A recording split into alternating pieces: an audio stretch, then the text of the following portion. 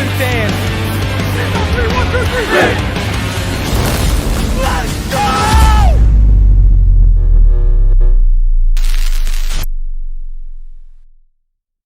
What is good, Fin Nation? What's good? It's your boy Reason, and we are back here for another one. We got a lot to talk about tonight. We're going to go over a lot here. We're going to go over Poyer's comments on his podcast. I didn't have a chance to cover them because I was planning on, before I got sick, it was all going to work out differently. This show was supposed to happen earlier, but it's going to be happening today. On top of that, I got a couple other things I've added to it.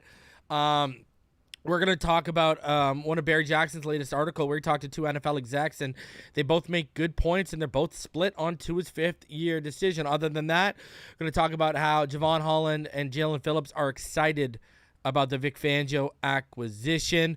Also, the Dolphins have hired a new defensive coach. We will talk about that. Yeah, we got quite a bit to go over. I do want to start off because I see it's something that's going on in the comment section right now. You know, I see a lot of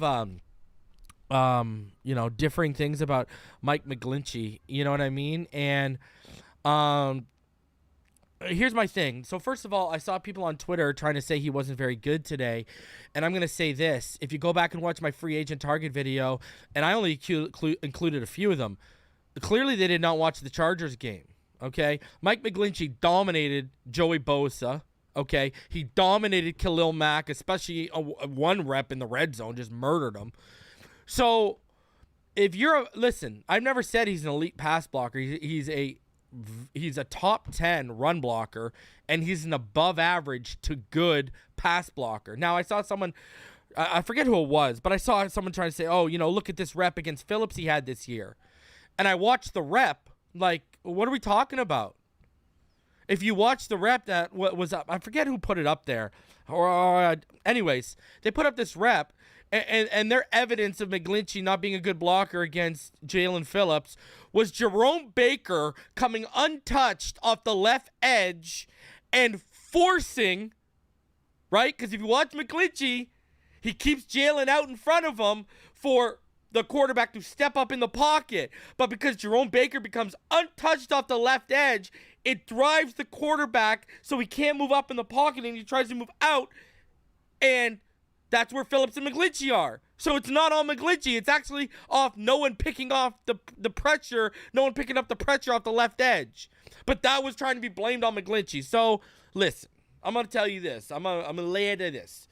You got new faces that have come around on YouTube and Twitter over the last couple of years. You got some faces that have been around. Go look at the track records of offensive line, especially when it comes to the draft. No one in this community has the track record I have on offensive linemen since 2019 in the draft. Facts. And it started with me telling everyone Tristan Wirfs was a number one tackle in the 2019 draft. In October 2019, that's one of the three things I made. My first three players, I made statements that were the best in the class. Tua, Tristan Wirfs, Jonathan Taylor. Okay? Tristan Wirfs, everyone was up on, and Andrew Thomas is becoming a stud right now. Andrew Thomas is going to his own, but Tristan Wirfs is arguably the best right tackle in football. Right? Just like Penei Sewell. I was talking about Penei Sewell again about a year and a half before I was talking about him when he was a freshman on YouTube. And talking about how this guy's going to be the next great thing. And how he could be the answer at right tackle. Oh, he plays left tackle. So what did I do? I put up film of him playing right tackle at high school, showed everyone what he looked like playing right tackle. People still tried to argue me. What happens? A couple games into his rookie season, Taylor Decker goes down. Sewell shifts to left tackle for like 2 games, shifts back to right tackle, and now him and Tristan Wirfs are the best right tackles in football. Just saying, okay? I would not steer you down the wrong path with Mike McGlinchey. All right? I just wouldn't. Trust me. If anyone in this community knows O-line, it's Richmond Webb and it's your boy. All right? So, I'm just saying, your boy has the track record of the offensive line. Mike McGlinchey is an immediate impact player. You cannot be a crappy player if you dominate Khalil Mack and Joey Bosa in the same game. The math ain't mathing on that one. That falls right under what I was saying. He's an above average to a good pass blocker, but he's a top 10 run blocker. And where does this team need to get better right now? And ask yourself this. Y'all have been watching Brandon Shell, Austin Jackson, jabroni after jabroni trying to fit in, and now beggars are going to become choosers. And I don't even think he's going to now he might be he's obviously probably going to be the highest paid right tackle, but he ain't going to set the tackle market. I think that's going to be I think Jevon Taylor's probably going to be the highest paid right tackle because of the age. So I don't even think he's going to break Jevon. I would be shocked if he breaks Jevon Taylor's money. And Jevon Taylor's probably out of Jacksonville, obviously, because of the emergence of Walker Little. So I don't get this whole hatred on Mike McGlinchey, because go look at Mike McGlinchey under Mike McDaniel. Mike McGlinchey was very good under Mike McDaniel.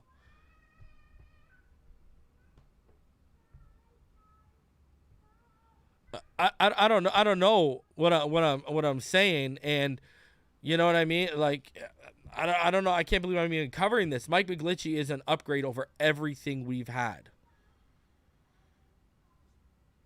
Now, this guy's not getting Armstead money. I don't know why people are out here.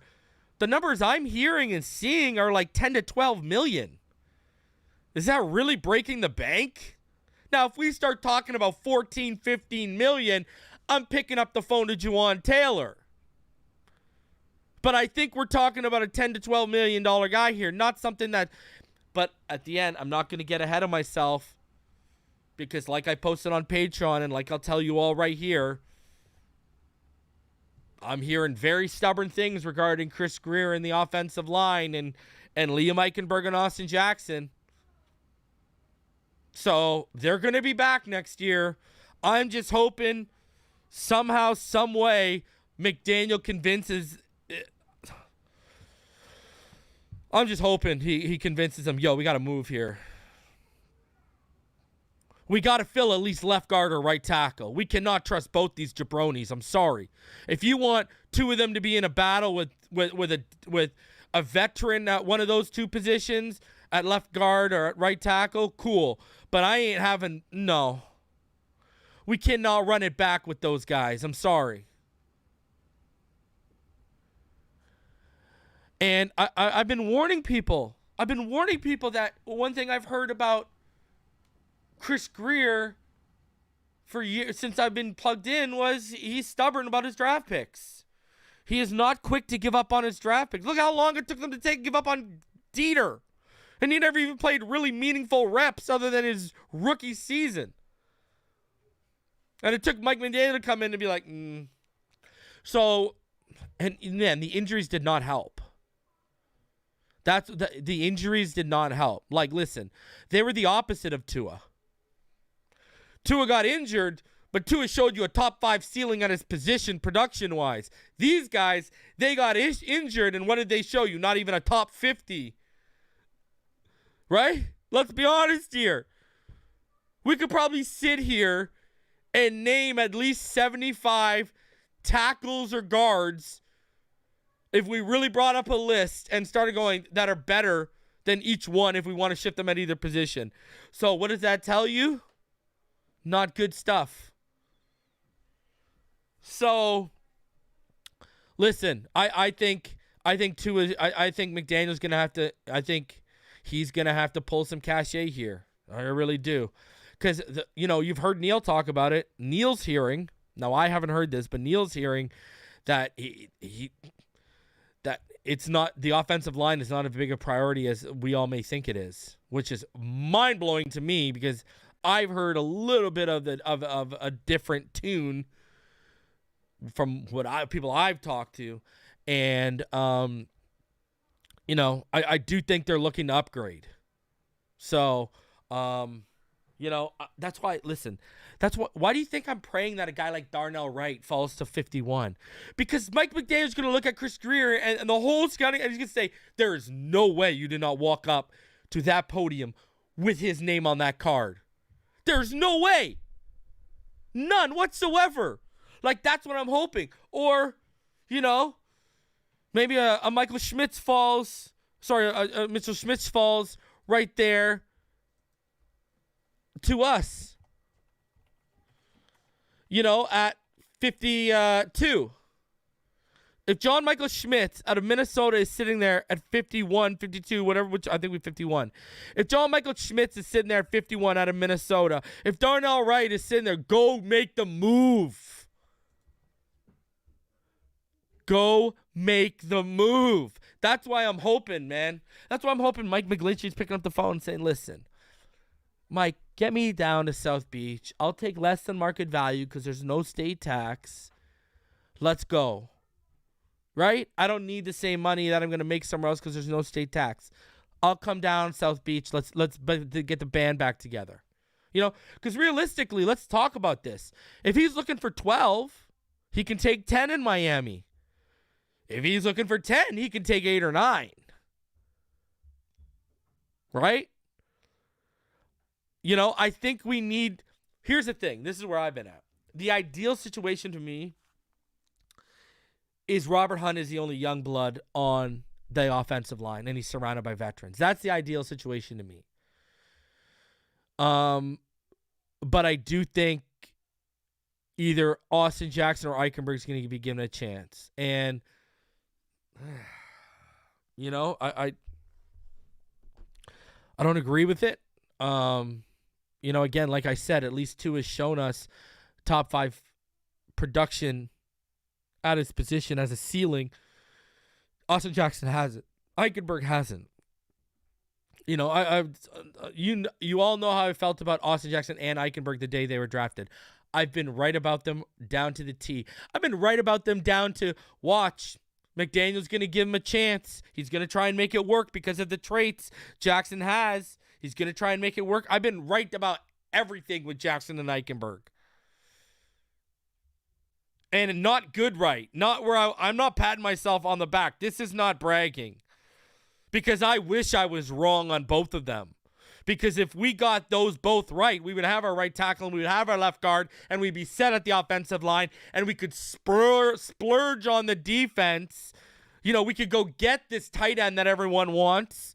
I mean, Dalton Schultz could be an option, realistically. Let's be honest with ourselves. A guy like Dalton Schultz could be an option as the only offensive piece we added if we had our offensive line added. And then you add the running back in the draft. Boom. You're off running while you just spend the rest of the money on the defense.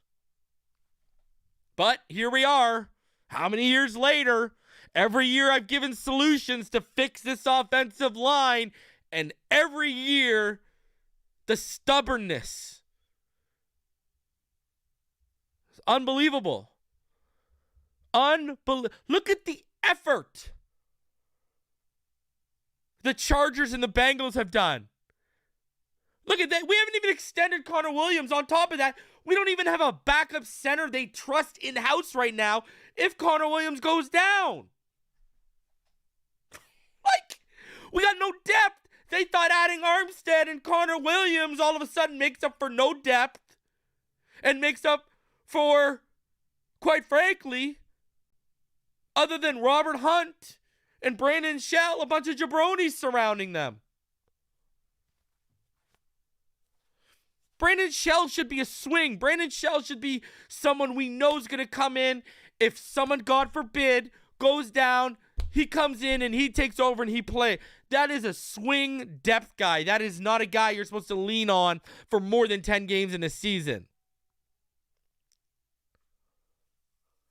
To be quite frank, the stubbornness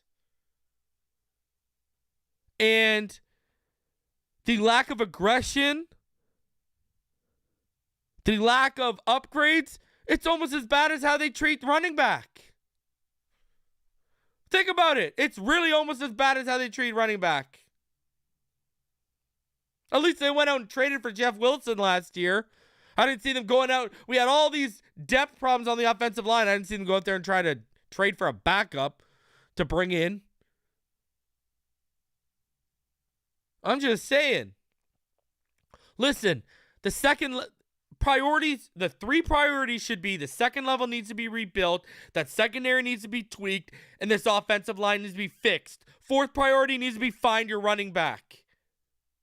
Then we can start talking. After those four things are shored up, you all want to talk about tight ends in the draft? Y'all want to talk about cool, but I'm cool with going on the cheap and going and get he would have made my list if I would have done top 30. He would have made my list. Going to get a guy like Foster Moreau. Cheap, can block, deadly in the red zone, plug him in and go.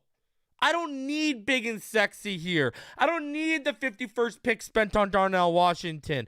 I don't need a Dalton Schultz because we have other pressing needs. And we have Durham Smythe and Hunter Long already in the building, and Ethan Carter isn't cut yet. So I would prefer a cheap option, whether that means draft capital outside of the third or our second, third round pick or beyond, or because I'm telling you, we're gonna need to sign linebackers and we're gonna need to draft linebackers here. This has to be a double dip. I'm telling you, this needs to be a double dip. But those 4 things need to be happening before we start thinking about tight ends, before we start thinking about all the, because to me right now, tight end is a luxury pick. Everyone's panicking. Oh my God, Gesicki's leaving. Remind me what the impact he made last year? Literally 0 changes if Gesicki leaves. But now all of a sudden everyone wants to add an impact player. Why? We've spent high capital on Hunter Long. We spent high capital on Mike Gesicki. Where the hell has that got us right now? Durham Smythe is reliable. And everyone seems to be forgetting that they got Tanner Conner in the building. Listen, I'm not sitting here saying Tanner Conner's a second coming at tight end. But they seem to think a lot about him if he made their freaking 53-man roster last year as a UDFA. They seem to believe in his development. They seem to want to see what they can get out of him in year 2. That's why I don't think tight end is going to be as big of a priority as everyone's making it out to be. People seem to forget the priority they made Tanner Conner. Now, if they're deciding to move on Hunter Long, then yes, tight end obviously becomes more of a need. Because now really you only have Durham Smythe and the Tanner Conner experiment, right? So, but if they're going to continue Hunter Long's development and they want to develop Tanner Conner further, are they going to take snaps away from those 2 kids by going and drafting another kid? I don't see that.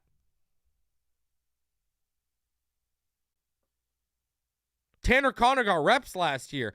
Year 2, he's going to... If he made the 53 as a UDFA, what do you think the projection and the plan for him is in year 2? More reps, more reps, more reps. The guy's got 4.4 speed. Crazy athleticism. That's why they want to see what they got. I'm telling y'all, a UDFA who was a project that made the 53 and not the practice squad? Come on. Let's use our minds a little bit here. That tells you how much they think of the kid, and that tells you how much they believe in the kid. That's the thing. I'm not saying they're right or wrong. I'm just telling y'all to read the tea leaves here. Just saying. So, and you got a bunch of tight end minds in the room too. So that tells you they see something in them if they all agreed on him to make the 53. I'm not saying they're right or wrong. I'm just telling y'all to read the tea leaves when it comes to this tight end talk is all I'm saying. Right? That's all I'm saying here. So, but anyways, draft, free agency, man. I want y'all to realize we're only a few weeks away from the tampering window opening here. Ooh, baby. Holy, just thinking about it, man. By the way, shout out to the homie Russell. Happy birthday. I hope you have an absolute blessed year. Welcome to the 35 and over club. Back gets a little stiffer. Body gets a little more tired getting out of bed. Welcome, my friend. I hope it's a fantastic year for you.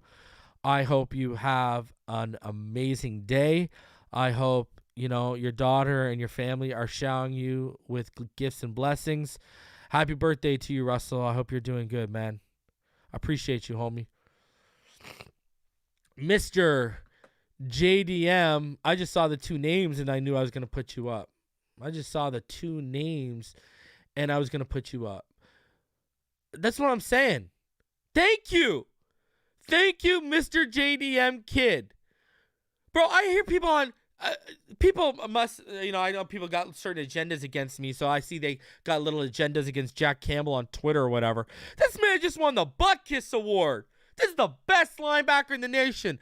Linebacker, surprisingly, has also been one of... well, really, I hit on almost every position. But linebacker's been another position I've been, telling all y'all, go get Nick Bolton, go get Leo Chanel. And look at those 2 guys were just in the freaking Super Bowl, bro. But yeah, I'm telling you, okay, JDM, I don't think Jahmyr Gibbs is going to fall, and we'll talk about him later here. I've said this every year, and and I'm not saying you, JDM. Every year someone argues me. And I say every year, at least 2 running backs in the first round.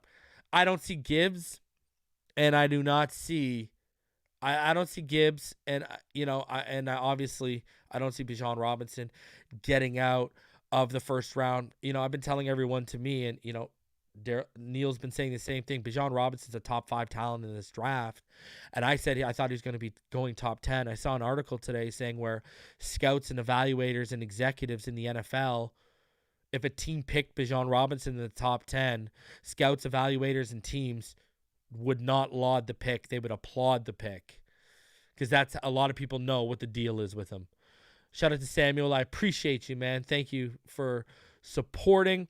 Guys, another thing I wanted to say, hey, if you're feeling feisty, if you're feeling generous, and I don't usually do this, but if you want to donate through the Super Chat, PayPal, whatever, my video yesterday got demonetized because I guess some of the Saquon Barkley All-22, Brian Baldinger used it in one of his Baldy breakdowns on YouTube, so they demonetized. So the NFL is taking all my ad revenue from my video yesterday. So if y'all are feeling, a lot of work went into that video. So if all of y'all are feeling, friendly, go ahead and donate through the Super Chat, paypal.me/Phinside. It's right below you. But yeah, your boy basically worked for free, and a lot of hours went into that between me and my graphic guy put in some time to that too. So I appreciate all of y'all for tuning in, or even hell, you want to go back and smash the like button and share it so we can get the subscriber count on, whatever the case may be. But yeah, I appreciate all of y'all, and all of y'all that tuned in and smashed the like button already as it is. I appreciate each and every one of you for coming through. But the NFL, man, they keep taking money, bro. These guys are ridiculous. Unbelievable. I remember when I started this out, they used to not, all 22 videos never used to get hit by the NFL. And then Baldy started uploading his breakdowns. And when he uploaded his breakdowns, now you'll get the random video that gets hit, right? Like sometimes when we do our weekly breakdown, if Baldy does a breakdown on some Tua plays, usually we'll get demonetized on that video. That's just how it works. Now, the collegiate all-22, those big board videos, a lot of those big board videos. Appreciate you, Jason Mitchell. He donated $5 to the Super Chat. Thank you very much, man. A lot of our big board videos, they get demonetized because there's a company, they're called like Exo Sports. I'd have to look them up, but I talked to the CEO of them about like a year and a half ago, because they hit up, they do all the all-22 for not all the colleges, but a good majority of the colleges. They're the ones who set up the cameras. So they'll actually go through and they will demonetize videos for using all 22 from the collegiate level. Usually you're safer on smaller schools, but the all 22 of college gets hit up by, I forget what the name of them. They're called like EXO. I blocked all their accounts on Twitter and something. They're like EXO Infinity or EXO Sports, something like that. But I talked to the CEO about a year, last offseason when I was doing my big boards. They demonetized one, so I hit them up. And because I challenged them and I tried to fight it, and they were going to take the video down. And so I hit him up. I said, listen, okay, I don't want you to take the video down, But like I'm promoting these kids by mentioning them, you know? Like I spend hours cutting up their all 22, scouting these kids. Like I'm promoting these kids. You know what I mean? Like at the end of the day, I'm saying nothing but good things about, and I'm just using your film as evidence so people can see a visual of how talented these kids are. Like this is, you know, this is about kids getting drafted in the NFL. They were not having it. I originally talked to like a female salesperson there, and she moved me right to the CEO, and yeah, they were not having it. They were saying either, yeah, accept our result or we take it down. And I was like, whoa, okay, buddy, you got it.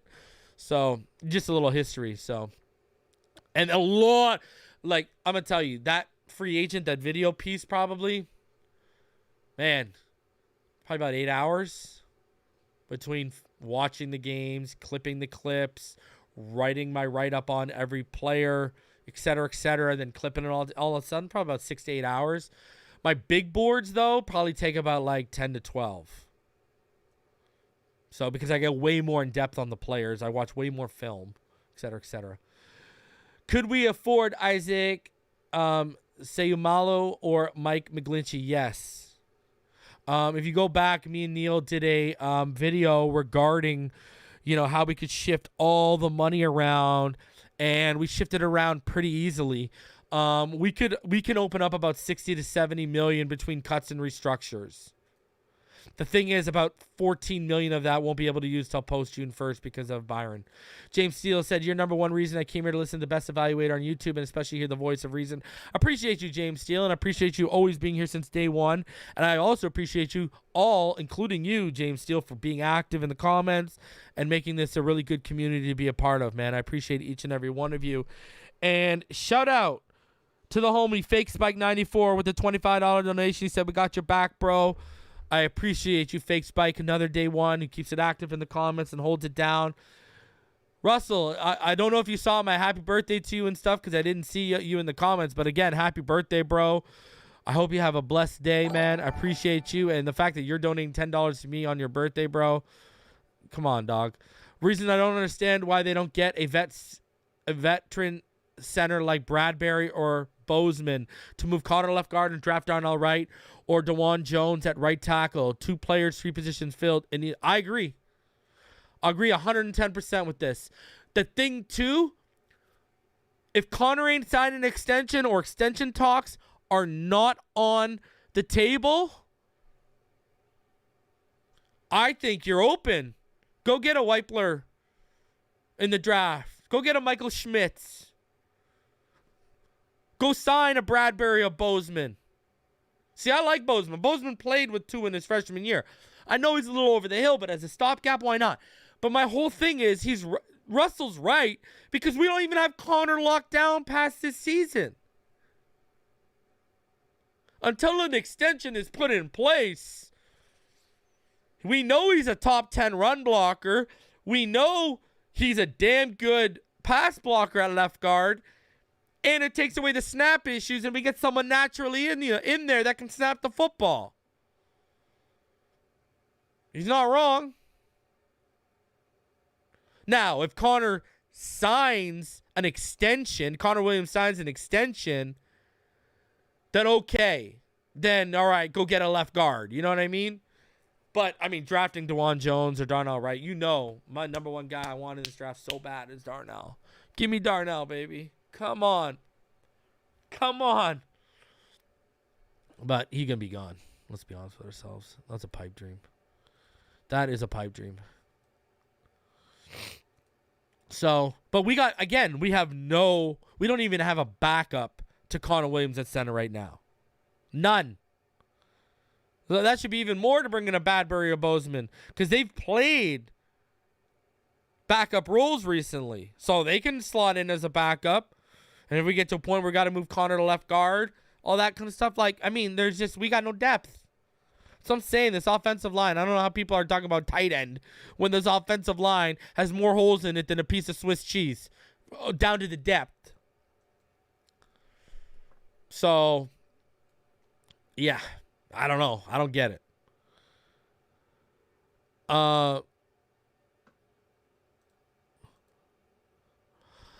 Oh, bro, he could become a second-year beast at center. That's great. But if I don't have a contract with you, what good does that do me? Now you've proven you can be a top 10 left guard run blocker. You can be a well above average pass blocker left guard. And now you've proven you can be top 15, top 10 center. What has that done me without an extension in place? You know what that's done me? Probably priced you out of Miami. That's what that's probably done me. That's the problem we're running into, and no one's thinking about that. I'm not saying you're not, Rome, but that's what no one's thinking about. Now we've priced him. And I'm not even hearing rumblings on extensions because they're worried about Wilkins and the in-house guys first. I've heard Zach Seiler's name getting the extension before Connor. And I'm saying we got no depth. None whatsoever.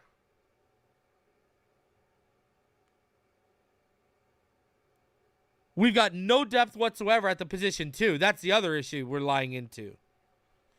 Listen, I've said this before. Over and over again, what has been my story?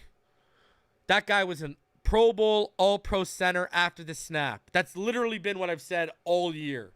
So, hey, I know how good he was after the snap. Now, when we talk about pre-snap and at the snap, I'm not going to give you a Pro Bowl and All-Pro level. But after the snap, 110% All-Pro, Pro Bowl type play after the snap for the majority of the time. Now, we've broken down the All-22, shown the whiffs assignments. But overall, to me, after the snap, All-Pro, Pro Bowl, I'm cool with everyone who wants to call him that. So, you know, I need to see him locked down. We got no depth. Like, we have no depth whatsoever. And I think it's because everyone knows also, we know we could go get a natural at that position in terms of someone who's been playing that position for years. Connor moves back to left guard, stays healthy, and he probably becomes a top 10 left guard in maybe a top 5 left guard in football. Either way, I think we got it. I'm good. Either way, we got it. This guy. Rome Gray just out here pushing the Isaac Seumalo agenda, saying in the high school and college center. Bro, the guy's versatile, bro. I would throw the bag at him 110%. If you want my honest opinion, listen, I think, okay, man, I'm running with a rant. We haven't even got into stuff here. We can fix this real easily. If you want my honest opinion, all right, I think 4 moves in free agency send this team to the moon. And I think it'll cost us probably about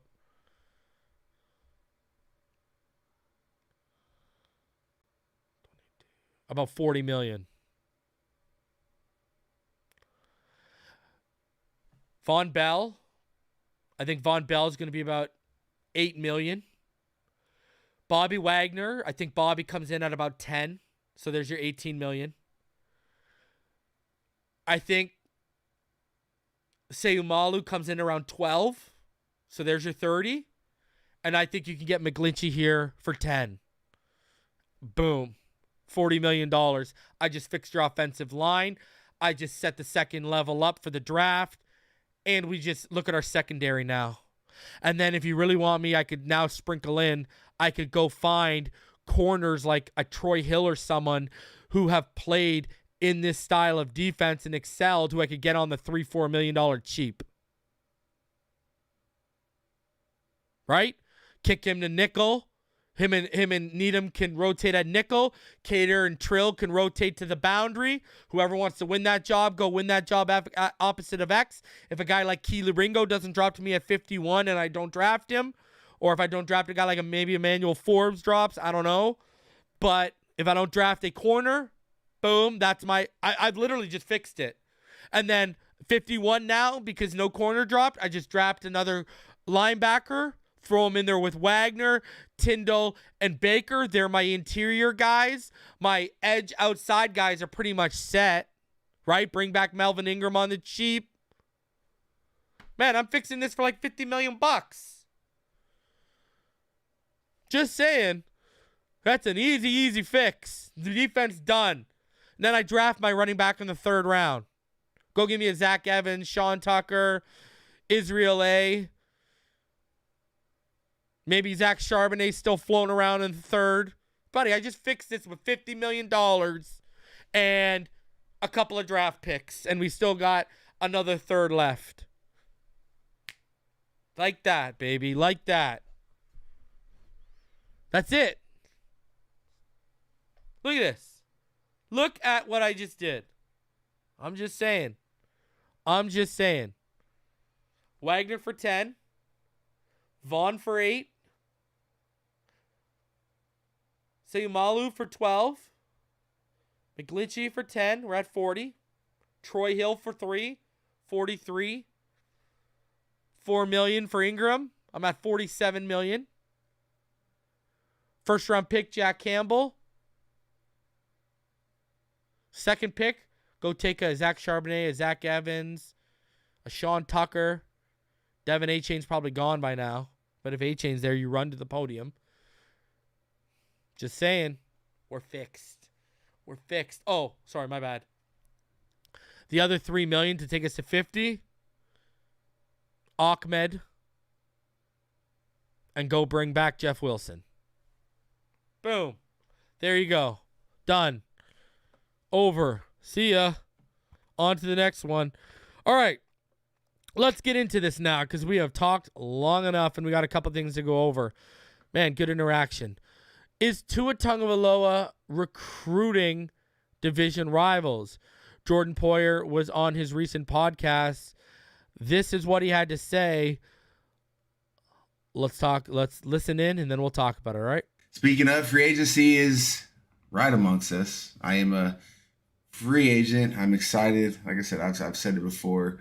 I'm going to enjoy this process. Not really sure what to expect. I do know I am a ball player, so whatever team gets J. Poe is going to, I believe they're going to be better, and so I'm excited about whatever's to come. If that's Buffalo, been out there 6 years, we know what to do. If not, that's just part of the business. A lot of people ask me, if it wasn't Buffalo, where would you go? I kind of ponder the question every once in a while. Would love to go to a state that doesn't take half of my money. That has nothing to do with the city or the fan, nothing to do with any of that. But I'd love to go to a place where they don't take half of my money. So if it wasn't Buffalo, it'd be nice to be warm.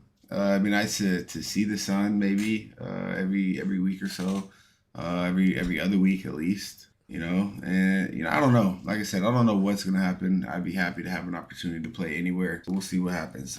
Big weekend this weekend. Shout out to my dog Tua. A lot of Bills fans won't like that. I am friends with Tua. I'm going to his birthday party this weekend. We'll talk about that in a second. I'm excited about that. Tua will be turning. It's crazy. He's gonna be turning 25. Young boy, young baller, man. Now I'm excited to go over there and see some of the guys that I've known for quite a while. Haven't seen in a while, but Tua and I met. I want to say not last year, but the off season before. We'll talk about that, Rome. I went out to a golf course that he was a member at. Somebody had mentioned he was a member at. I can't remember what the course was called. So I hit him up on Instagram. I was like, "Yo, you ever need someone to golf with? Let's go play." So we went and played. That off season we probably played like 10 rounds together. Last off season. Probably about the same, played a bunch of rounds together. So he came to my golf event at the end of last off season. Really good dude, man. Huge fan of Tua, and I know he was dealing with a lot of stuff, concussion wise this last off season. But dude's a baller. Got a lot of respect for him and his craft, and so shout out to you, Tua. Happy birthday, brother! I'll be there with my wife at your birthday party Saturday night. I don't know who else will be there. Maybe we'll get we'll have to. I don't know. It'd be crazy to go to stay in the East and go come down here to South Florida now. So I might have to put my best suit on, put a nice little tie on. I know Mike McDaniels will be in there. Mike McDaniels and I went go back to Cleveland. He probably don't even remember me on that team, but I remember he was a quarterbacks coach. I think we were playing. I want to say it was the Ravens, and they had a trick play with Johnny Manziel, where Johnny would pretend like he was coming off the field, and he like stood on the sideline, and somebody snapped the running back the ball, and Johnny just takes off down the sideline and catches like a 40-yard bomb down the sideline. I remember Mike McDaniel sitting on. They had him on the TV screen with his play sheet over his face, kind of like, you know, acting like he's calling the play. And then he puts his sheet down, and he tells Johnny to go when the ball snapped. That was one of my memories of him. But no, we'll see who's over there. Be a cool little event. Speaking of, free agency is right amongst us. I am a free agent. I'm excited. Like I said, I've said it before. I'm going to enjoy this process. Not really sure what to expect. I do know I am a ball player, so whatever team gets J-Po. So that's what he had to say. Now a couple things. Let's start off with this. My, how the narrative has changed. And Yank, this is right. The picture behind him is he's playing the Dolphins. It's not a Dolphins picture, guy. Okay, let's cover a couple things here because I got a couple things in the comments I want to cover, and let's start off with what I want to say about this. My, how the narrative has changed. Remember last year when John Franklin Myers and players would take shots at Tua, and now people saw, you saw what Brandon Graham said, and I heard reports that Brandon Graham, when we were at the preseason scrimmage between the two teams, remember the inter-squad practice, apparently he was yelling at the players, I thought you told me this kid couldn't ball. I thought you told me Tua wasn't a baller because Tua was shredding them. And you remember Jalen Hurts was struggling against us. Now players want to actively come here. I mean, how many times did Jordan Poyer call him a baller? And how many times have we heard players now not only come to the defense of Tua, but talk about how good Tua was this year? How the narrative has changed. Tua haters are in shambles right now. We are backstroking and bathing in their tears. It's unbelievable. And I'm here for every minute of it. Thank God. It's a sight to see, baby. Let's go. Now let's talk about a few things with Poyer. Number one, this pertains to Poyer and Edmonds. I do not see the Buffalo Bills allowing both to leave. That will cripple their defense. You cannot afford to lose both those. Those are like the leaders at your second and third level. I just don't see them. They will franchise tag one of them, and I think the more likely one would to be Poyer if they don't work out a deal with Edmonds. Why? Edmonds, his franchise tag is over $20 million. Just slightly over $20 million, like $20.4 million, something like that. Poyer's like $14.5 million. That's like one player, $6 million difference. That's like two second-tier players, bottom second-tier players, maybe top third-tier players, but, or one good player, right, with $6 million. One good vet. So I just don't see them allowing both of them to walk. They can tag both. I want everyone to understand they have the right to tag one of the two. Now, let's talk about what Ronnie was talking about. Sounds like Florida or Texas. When this originally came out and Dolphin fans were losing their mind, Rachel Bush, Poyer's wife, was liking a bunch of tweets about him coming to Miami. So Dolphin fans gassed that up. Now, Cowboy fans are talking about him coming to Dallas. Rachel Bush is out there liking a bunch of the Dallas Cowboy fans' tweets. So they don't care. It's who pays more, okay? That's what that's going to come down to. And here's the thing. I love Jordan Poyer. My issue here is he's 31. If his tag is $14.5 million, he's going to be in and around that cost. Von Bell's 28. Von Bell plays more snaps in the box than Poyer. Poyer's a free safety. Yeah, he plays in the box, but I want a guy like Von Bell, man. He's younger, 3 years. He's gonna cost. Von Bell's gonna be like $8 or $9 million, and this guy's gonna be like 14. And look at Von Bell's production last year. He's one of the most underrated safeties in the NFL. He was a stud in New Orleans, and he's a stud in Cincy. You know why he's overlooked in Cincy? Because he plays with Jesse Bates, because he plays with Trey Hendrickson, because he plays with Logan Wilson, all those guys. Von Bell is a stud. And he's like $6 million less, and he's 3 years younger.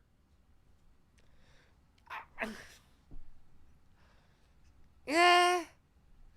You know? Like even Edmonds. I love Edmonds. And he's high on my board.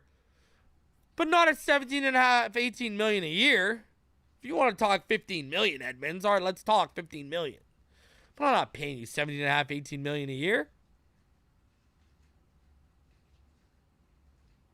Right? Like, you know, when we can go get Bobby Wagner for like 10. Or we could go get Levante David for probably like 10 or 11 himself. That just doesn't make sense.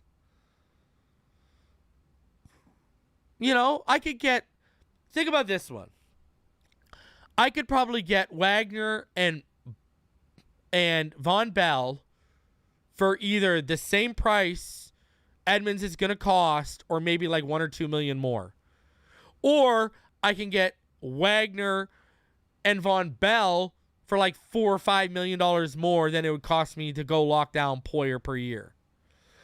The math adds up to that's where I got to go. You know, we don't need, listen. Why do they make sense? Because of the money. Von Bell's age just lines up. But why does Bobby Wagner make more sense at $10 million per year if he's over 30 than Jordan Poyer does at 14.5? Because Bobby Wagner is arguably the best at his position. I think Poyer's top 10. Bobby Wagner is arguably the best at his position. He's cheaper. And we only need the guy for like 2 years to this window. We only need you for 2 or 3 years. We need you for 2 years. This window. We're trying to win like this year. So that means we got to be smart with our money so we can fit as many talented bodies as possible under the cap that we create. And they need to be elite production-wise. And they need to be smart moves. So, listen. Again, but don't get me wrong. If they go out and sign Poyer or Edmonds, you're not going to see me in a corner crying about it, right? Those are still elite talents. I would just be, you know, if I'm paying Poyer $14.5 million per year, if I'm paying Edmonds $18 million per year, love the player, love the production I'm probably going to see, probably not going to love the cost at the end of the day. That's where it's going to fall for me. And I kind of fall where George says, you know, give me the window guys. Bobby Wagner is the type of guy you make that move because it's needed right now.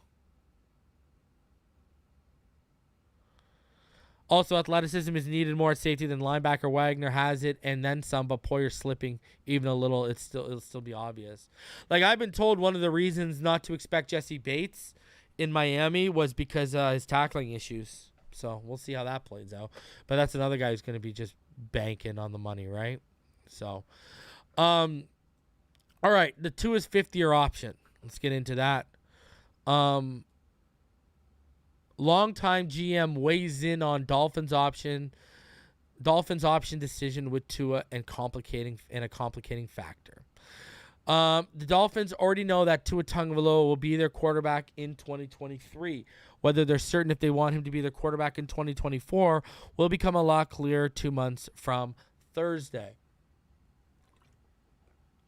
That's the May 2nd deadline by which the Dolphins must decide whether to exercise the $23.1 million fifth-year option. I asked 2 longtime former general managers if they would exercise the option, which would fully guarantee Tagovailoa's $23.1 million in 2024, regardless of what happens next season. And I got completely different answers, a reflection of how difficult this decision seems to be. The one who said no cited one reason: there's just too much of an injury risk.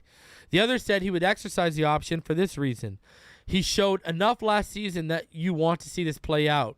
If you don't pick it up and he has a really good year next year, you're going to have to pay him a lot more in 2024. I think it's worth the risk. Shout out to Knight for his 8-month membership. He says, I think Fangio can mold Brandon, get me Wander and Wagner and a right tackle. But Both former GMs asked their names not to be used because they remain involved with the game, though neither still works for a team. For the Dolphins, this has become a $19 million decision, at the very least for this reason. If Tagovailoa plays well enough for the Dolphins to decide to continue on with him in 2024, but doesn't stay healthy enough for Miami to feel comfortable making a long-term investment, then the Dolphins might need to use a franchise tag on him in 2024. And per over the cap, the franchise tag now projects to be $41.8 million. So you're looking at one, either risking that Tagovailoa will stay healthy and remain productive and have a $23.1 million salary cap hit in 2024, or delaying a decision a year and end up potentially having a salary and cap hit enormously higher than that. The other alternative, of course, is giving a long-term extension deal next offseason. If he's great and healthy next season, that likely would mean an average salary potentially in that $41 million range, but the contract would be structured in a way where the cap hit would be lower in 2024.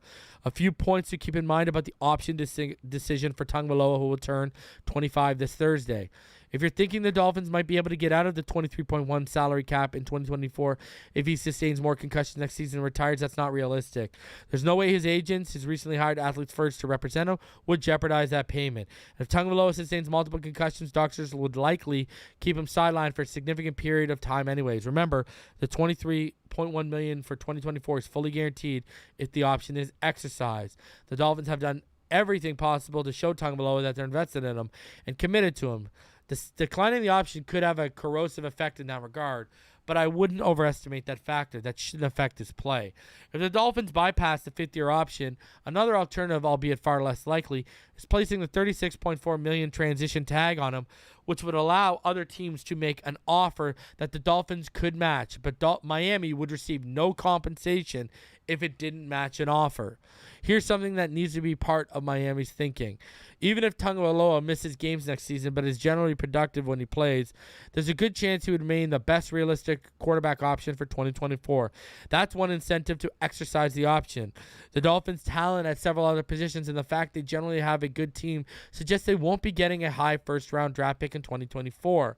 And the 2024 free agent class is neither great nor deep, assuming, and it's safe to assume, that Joe Burrow, Herbert, and Hurts will sign either long-term contracts or have their fifth-year options picked up in the months ahead. The Packers have a club option on Jordan Love and likely won't allow him to leave.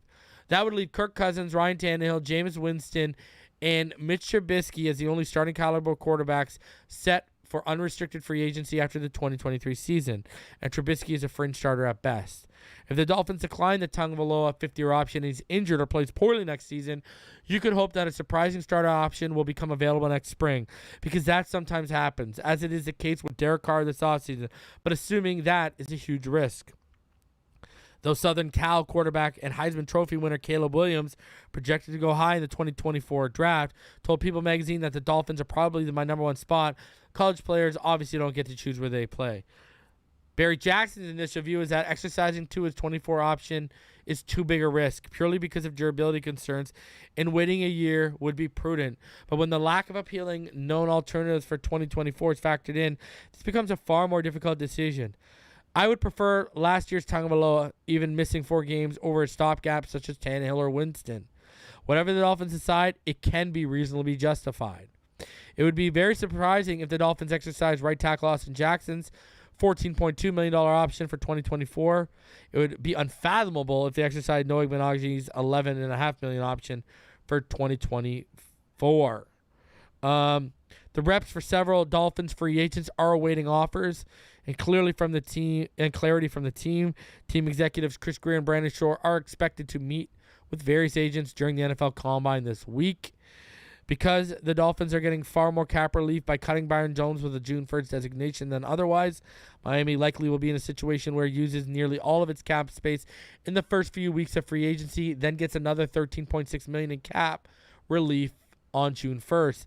The Dolphins are $16.4 million over the salary cap and will need to restructure several contracts and make several cuts to create enough room to sign 2 running backs, a backup quarterback, a veteran tight end to replace Gesicki, 3 veteran backup offensive linemen, including at least one who could challenge to start at right tackle, 2 linebackers, a starting caliber cornerback, Eric Rowe, or a different third safety. Jones has an 18.3 cap number next season. Miami would have $14.8 million in dead money and $3.8 million in cap savings on its 2023 cap if he's cut before June 1st without a post June 1st designation. Miami cuts him after June 1st or releases him at the start of the new league year in mid-March and designates him a post-June 1st cut. The Dolphins would have $4.7 million in dead money, but $13.6 million in cap savings on its 2023 cap. So the Dolphins conceivably could be down to a couple million in cap space at some point in April and wait to sign its draft class and fill any remaining holes until after it gets the Jones cap relief June 1st.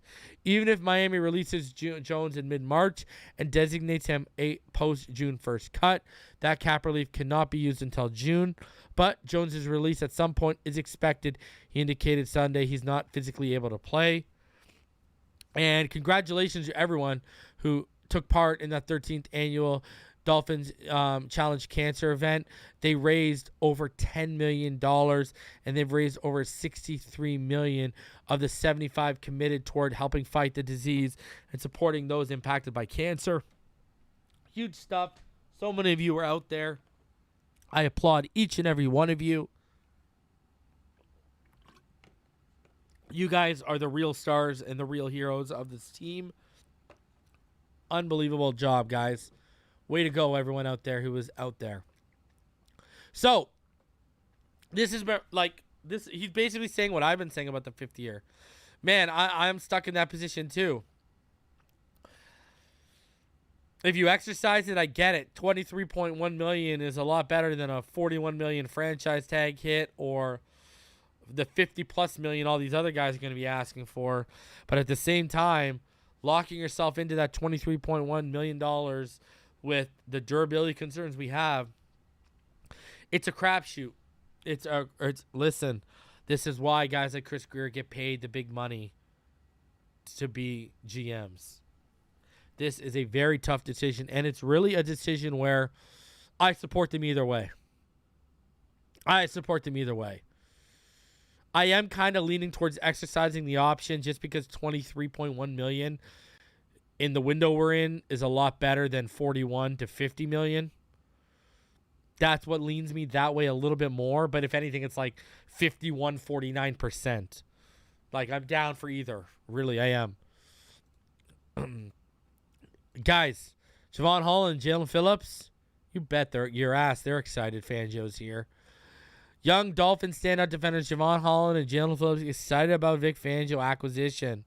Vic Fangio can go a long way as defensive coordinator of the Miami Dolphins if he can unlock the Pro Bowl potential that safety Jevon Holland and edge rusher Jaelan Phillips possess heading into the third NFL seasons. These two standout early draft picks from the Dolphins 2021 class spoke highly of Fangio in the first public comments about their team's new leader on defense. I'm really excited about Coach Vic being here, Holland told the South Florida Sun-Sentinel on Saturday at the Dolphins Challenge Cancer charity event. He's got a huge rap sheet of successful players in his system, and I'm just hoping that I can fit the mold. Guys, and I think Holland's got better traits than a guy like Justin Simmons. And we saw what Justin Simmons was under Fangio. I'm just saying. I can't get ahead of myself. The season just ended. I take some time, but I'm definitely excited for sure. I'm just excited to get in the playbook and see what it is, added Phillips to the Sun-Sentinel before a 100-mile bike ride to help raise funds for cancer research. I know he's a coach that's been around for a long time. He's extremely serious about football. He's going to do everything in his power to make sure we're in the best position possible.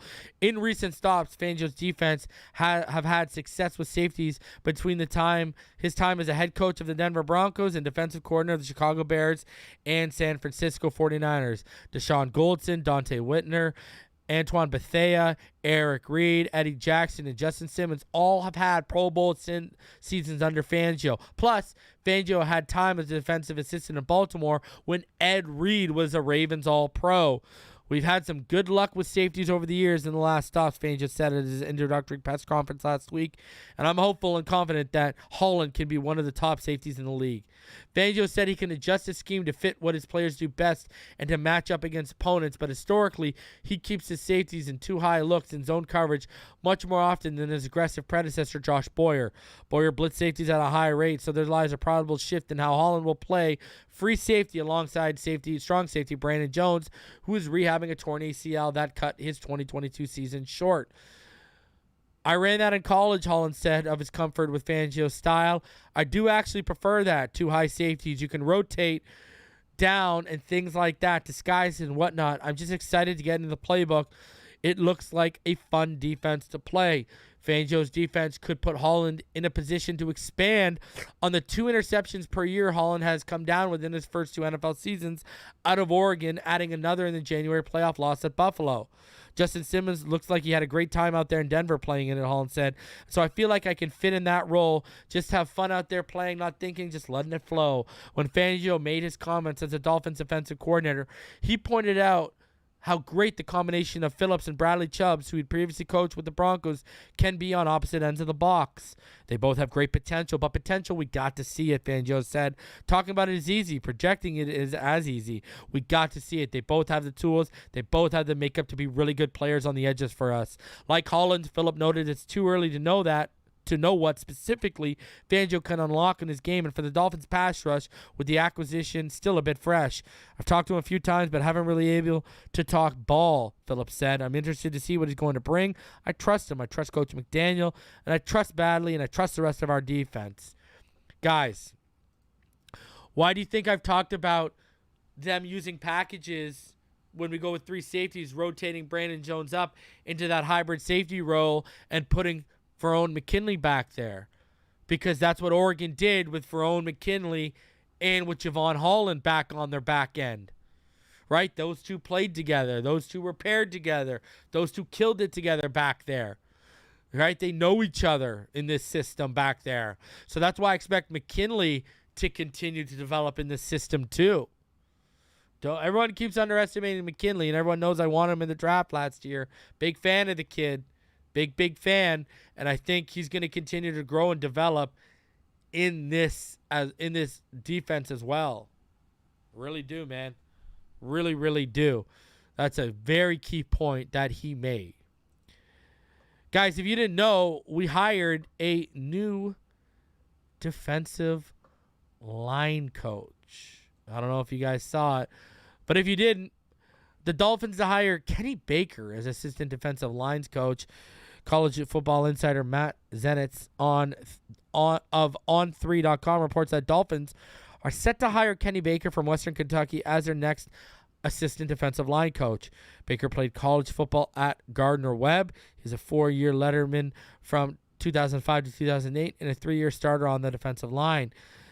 He was a team captain and earned the team's Defensive Player of the Year award in 2007 as well. Baker was a big reason why Western Kentucky University was second ranked in Conference USA in sacks, scoring, defense, and opposing yards per carry last year. Previous Dolphins assistant defensive line coach Derek LeBlanc was recently hired by the Arizona Cardinals as their defensive line coach.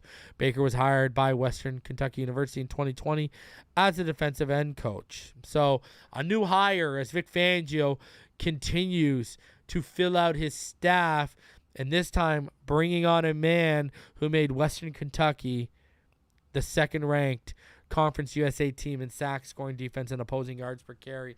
So good addition, young mind to mold for Fangio. The staff keeps getting filled out. And Bleacher Report, they put out this quick article, and they've identified every team's dream draft target in 2023. So when they go to the AFC East, they have our dream target being Jahmyr Gibbs. What happens in free agency will be a defining story for the Dolphins, who are currently slated to return 0 of their contributing running backs. Miami may re-sign Raheem Mostert to Jeff Wilson, but the Fins could also embrace an overhaul and feature a rookie. Jahmyr Gibbs is a good value at 51 overall and brings a versatile skill set considering he topped 100 receptions in college. Man, I just refuse to believe it. If that kid's there at 51, let's go. But I just don't think Jahmyr Gibbs is going to be there. Him and Bajan are going to go in the first round. And I think depending on what Devin Achane does at the Combine, he may very well go at the end of the first round, at the beginning of the second round. So we'll see how that plays out. And is he really our dream? Because my dream is Darnell Wright. That's my dream. All right? That's my dream is Darnell Wright. Jack Campbell's more of a dream for me. Well, Jahmyr Gibbs is right there. But Jahmyr Gibbs is a bigger dream than Jack Campbell. Who am I lying to right now? So, hey, we'll see how it plays out, right? All right, guys. I know I'm going to be back on Wednesday with Richmond and ball game for the finish line. I'm also going to be dropping my running back big board this either Friday, Saturday, Sunday. I'll let y'all know. I'm probably going to be back tomorrow night. I will not be live Thursday. The wife is heading out of town with her sister, so I got to drive the girls. I got to drive the two girls to the airport, so I will not be around Thursday. And also, Neil is in Florida. You know, he's walking around Disney with his Mickey ears on. Also, I wanted to send out a huge congratulations to the homie, Dougley Durong, on reaching 40K. Love you, bro. Enjoy it. Man, keep doing what you do, brother. Keep doing it. Keep being great. So, shout out to Dougley Durong. Wanted to shout the homie out. Man, thank you, each and every one of you, for coming through. Smash that like button. Still over 375 of you in the room. Smash that like button. Michael Soren, he just saw that the NFL demonetized me. Appreciate you, Michael Soren, for holding me down and showing some love.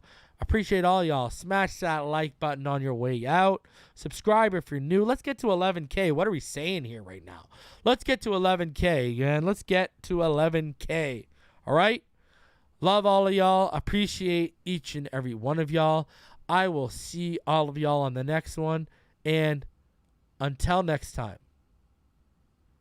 You already know what time it is. Shout out to the finisher with a great little statistic.